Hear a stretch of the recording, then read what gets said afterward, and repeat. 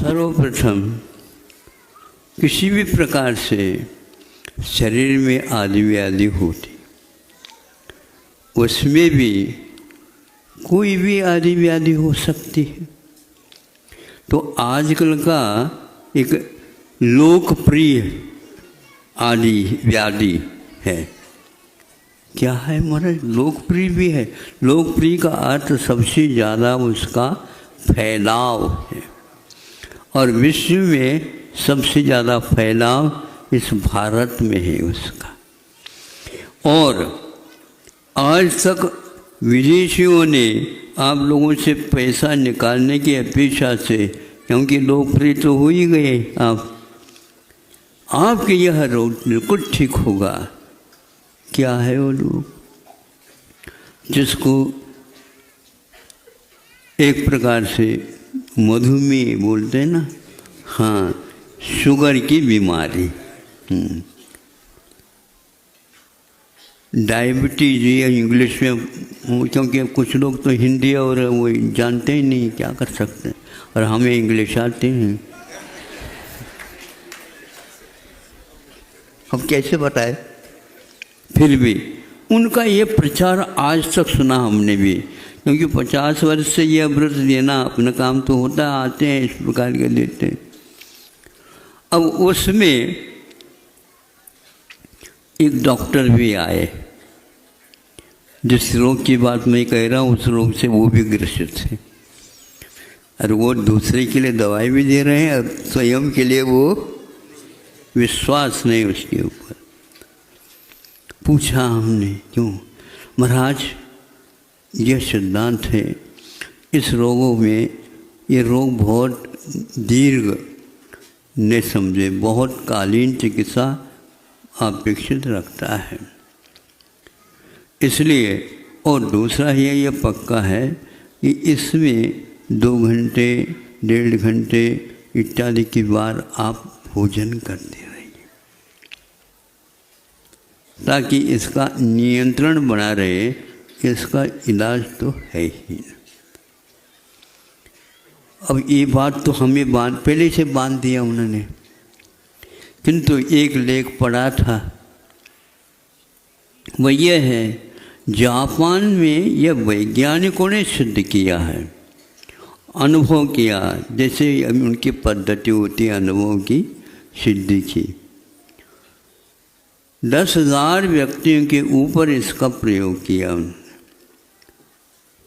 अब इसके ऊपर विश्वास रखो या न रखो, उनका ये कहना है उपवास के द्वारा यह शुगर की बीमारी नियंत्रण ही नहीं, ठीक हो जाती। अब हम आचार्य स्वामी समंतभद्र की ओर आते हैं, चूँकि रत्नगढ़ श्रावकाचार्य आप लोगों के लिए प्रिय है। हर एक श्रावक इसका आस्था के साथ अध्ययन करता है, और कथनचित वह अपने जीवन में इसका प्रयोग भी करता है, और घर में भी प्राय करके दादी इत्यादि के माध्यम से कथा अथवा यह रीति नीति सुनाई जाती। अपने यहाँ 11 प्रतिमा में 2 प्रतिमाएँ ऐसी हैं। दूसरी प्रतिमा में 12 व्रतों का उल्लेख विवेचन मिलता, अलग रूप से शाम अपने संलेखना भी है, और कोई उसी में मिला करके 12 व्रतों में लेते हैं। अब उसमें दूसरी प्रतिमा में एक प्रोषद व्रत है, एक प्रतिमा में एक व्रत है प्रोषद व्रत, और चौथी प्रतिमा में जाकर के प्रोषद उपवास है, प्रोषदोपवास। पुनः यहाँ पर भी प्रोषद और वहाँ पर भी प्रोषद, ये क्या मामला है? ये मामला सही यह है, मान लो आपने अर्थशास्त्र लिया, अपना विषय बनाए, अब मान लीजिए उस वह 3 साल में पूर्ण हो जाता है, तो 12वीं के बाद 1, 2, 3 इसमें वह पूर्ण हो गया, स्नातक हो गया। पहले वर्ष में भी वही अर्थशास्त्र चल रहा था, दूसरे वर्ष में भी वही अर्थशास्त्र चल रहा है, और तीसरे में भी वही अर्थशास्त्र चलेगा। इसके आगे भी पूछो तो स्नातकोत्तर, पहला प्रथम वर्ष है, क्या है, स्नातकोत्तर का। फिर इसके उपरांत ये हो गया। फिर भी और यदि विकास चलना चाहते हो तो आप उसमें शोध प्रबंध लिख सकते हैं। शोध प्रबंध से पूर्व में भी एक लघु शोध प्रबंध भी होता है। ये हाथ का हो तुम लोग, हमने सब सुनी बातें आपको कह रहा हूँ। आप लोग अध्येता हो, लेकिन उसकी भी लाज रखो, इतना पैसा खर्च किया। यह जिस प्रकार 12वीं के बाद से कितने हो गए, गिनो नहीं उंगली से, अब बताओ तो कितने, स्नातकोत्तर कितने वर्ष हो जाता है। हाँ, बहुत, ये देखो पक्का हो गया। तो इसमें कोई अंतर है क्या? नहीं महाराज, बहुत अंतर है। अभी मैं सुने शोध प्रबंध, शोध प्रबंध के बाद भी और एक प्रबंध है, वो क्या है? वो मानद उपाधि मानी जाते हैं, ऐसा हमने सुना था। जो करते हो आपके सामने रख देता हूँ, जिसको डिलीट बोलते हैं आप, है ना। तो ये सब कक्षाएं हैं, उसकी कोई कक्षा नहीं होती, वह अंतरिक्ष में चलता है, उसका कक्ष ही ऐसा है। उसमें सुना था कि विशेष रूप से उसी विषय में जो कुछ भी बचा कुचा अथवा विदेश इत्यादि में भी उसकी क्या परंपरा है, उसके बारे में भी बहुत अवशिष्ट जो विषय है, जिसको सिद्धांत ग्रंथों में चूलिका बोलते हैं, पुनः उसी का विशेष विश्लेषण और शेष जो रह गया है विषय, उसको व्यवस्थित करके एक पुस्तिका का निर्माण किया जाता है, वह भी एक विषय है। तो यहाँ दो ही प्रतिमाओं में प्रोषद व्रत और प्रोषदोपवास कहा है, इसमें कोई अंतर है कि नहीं? दूसरी प्रतिमा वाला भी वही कर रहा है, तीसरी प्रतिमा वाला भी वही कर रहा है, चौथे में भी वही आ रहा है। तो हम ये कहते हैं यह अर्थशास्त्र एक साल में जो पढ़ाया वही अगले साल में है क्या? अर्थशास्त्र तो है उसका नाम। उसी प्रकार हम पूछना चाहते हैं इसमें अंतर क्या रखा है। इसमें अंतर ये कह रहे हैं कि प्रोषद व्रत जो होता है उसमें आपको उसकी एक पूर्व रेखा, जिसको बोलते हैं रूपरेखा, वो बताई जाती है और अनिवार्यता नहीं रहती है उसको इस ढंग से रख करके वह प्रथम वाला एकमात्र व्रत करके ही रहता है, आगे पीछे कुछ नहीं रहता। यदि अभ्यास के तौर पर करना चाहता है तो सप्तमी के दिन और नवमी के दिन भी एकासन कर सकता है। इसको उन्होंने प्रोषद माना है। प्रोषद का अर्थ एक प्रकार से सकृत भुक्ति, सुन रहे हो? हाँ, यहाँ एक बार भोजन करना, वो भी कब? अष्टमी के दिन नहीं, किंतु नवमी और सप्तमी के दिन एकासन करो, फिर इसके उपरांत बीच में उपवास रखो। हाँ, उसमें यदि चाहें एकासन तो करना पक्का ही है, तो ये भी और नवमी और सप्तमी में भी। अब यदि चाहें तो अष्टमी के दिन केवल पानी लेकर के भी आप कर सकते हो। ऐसे कहीं कहीं पर ध्वनियाँ निकलती हैं। ये क्यों कहा?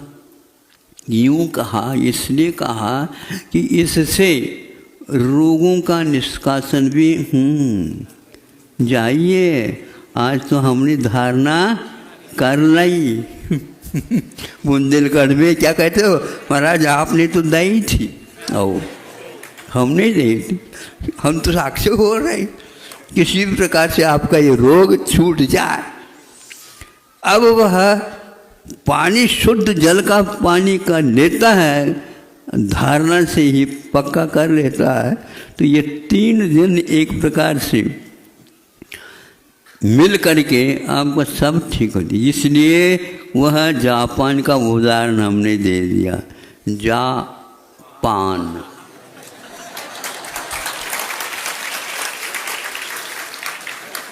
वहाँ पर भी आज चल रहा है, बहुत विश्वास के साथ चल रहा है। कुछ भी नहीं लो, सबसे अच्छा है, क्योंकि इससे शुगर नियंत्रित हो जाता है। आपको या रत्नगढ़ श्रावकाचार्य के ऊपर विश्वास है या जापान के ऊपर? वैज्ञानिक सूत्र है तो वो ही करो। हमारे आचार्यों ने पहले ही थीसिस लिखी, तो आज आप लोग पढ़ पढ़ करके वही व्यवसाय करने में लगे हुए हो। अपने आप को निरोग बनाना है क्या? नहीं। हाँ, सैंपल के गोली आ जाती हैं, सैंपल में दवाइयाँ आ जाती हैं, सैंपल में अपने मरहम पट्टी आ जाती, सारे उसी को खा लेते और पैसा भी बचा लेते। ऐसा हो रहा है। भारत को हुआ क्या? ये पागलपन ऐसे क्यों हुआ है? वहाँ से पहले वर्षों तक तो उसका नियम का पालन किया, वह और ज़्यादा गड़बड़ में आया। वह रोग तो ठीक होगा ही नहीं, किंतु वह आपका मरण से तो बचा देता है, लेकिन जीते जी मर जा, ये हो रहा है। साइड में, इनसाइड में कुछ भी हो, साइड इफेक्ट क्या अर्थ होता है सुंदर जी? मतलब बूढ़े बाढ़े भी साइड इफेक्ट जानते हैं, हम पूछताछ करके जान लेते हैं। आउटसाइड कुछ भी हो, साइड इफेक्ट क्या होता है? अफेक्ट भी होता है और इफेक्ट भी होता है। समझ लो क्या अर्थ होता है। अब चालू कर दिया नहीं, यदि शुगर की बीमारी के ऊपर इसके ऊपर नियंत्रण ही नहीं, उसको ठीक करना चाहते हैं, तो आपकी धारणा के दिन कुछ भी नहीं बनता, तो कम से कम केवल पानी ले करके आ जाओ। फिर उपवास बीच में वो नहीं होता तो जलपान करो। फिर नवमी के दिन एकासन कर लो, पहले बनाओ और छुल्लकों को इत्यादिकों को दो। फिर इसके उपरांत आप ठूस ठूस करके न खाओ।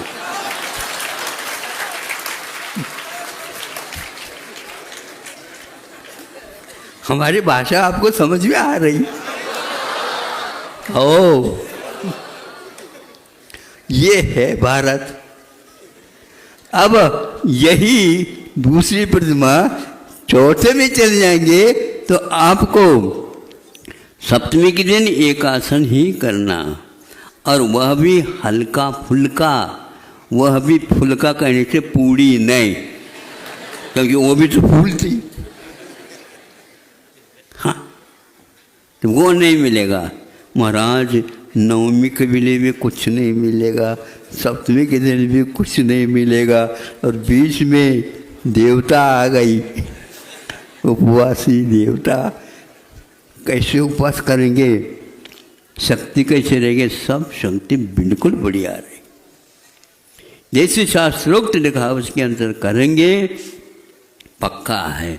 इसलिए शास्त्र के ऊपर रखोगे विश्वास तो सम्यक दर्शन साथ चलेगा।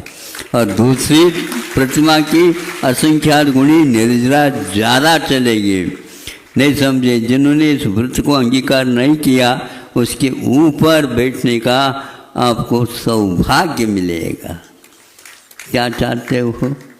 ताली बजाना तो चाहते हो, लेकिन इसमें से क्या चाहते हो? इस प्रकार जलोपवास को भी उन्होंने, जहाँ तक मुझे स्मरण में आ रहा, कि चारित्र संहिता में ये लिखा हुआ है जलोपवास को भी, इसलिए जल अपने आप में आहार में नहीं आता और उसको पेय नहीं, पेय तो दूध भी है और रस है, मठा है, आदि आदि पेय में आ जाते हैं, लेकिन जल पेय में नहीं आता। जो कुछ खाया पिया है उसको पचाने में अपना योगदान देता है, आपके नेत्र की ज्योति को सुरक्षित रखता है और बीच में जो आपके भीतर जो घुस करके बैठी है सेना और आपके ऊपर राज सत्ता चलाना चाहती है, कान पकड़ करके वह बाहर निकाल लेता है।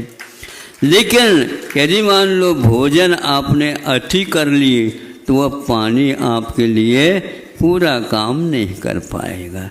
तो क्या होगा, भगोनी में आपने ये खिचड़ी बनाने के लिए रख दिया, ऊपर तसरी भी ढक दिया और नीचे से आग भी लगा दी, बहू आकर के थोड़ी सी आग को और तेज कर दी और क्या हो गया, जल्दी जल्दी आप जा कर के बाहर बैठे थे, दृष्टि तो उसी ओर थी, खिचड़ी बन रही है और उसी में से